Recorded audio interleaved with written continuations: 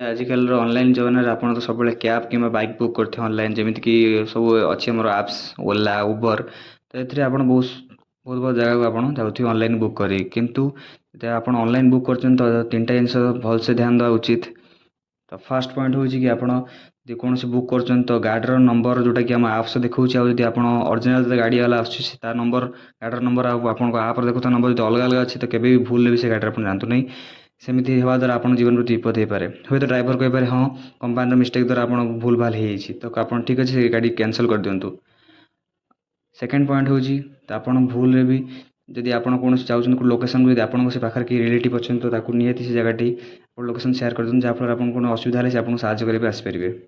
Third point ସବୁଠୁ important point ହେଉଛି ତ ଅନଲାଇନ୍ ସେବାରେ କୌଣସି ଆପଣ ଚାଇଲ୍ଡ ଲକ୍ ନଥାଏ। ଚାଇଲ୍ଡ ଲକ୍ କ'ଣ ନା ପୁରା ଯେଉଁ ଭିତରୁ ଯେଉଁ ଲକ୍ କରାଯାଏ କ୍ୟାବ୍ସରେ ଯେଉଁ କାର୍ ଫାର୍ରେ ସେଭଳି ଗାଡ଼ିରେ ଆପଣ ଭୁଲରେ ଯାଆନ୍ତୁ ଯାହା ଆପଣଙ୍କ ବିପଦ ହେଇପାରେ।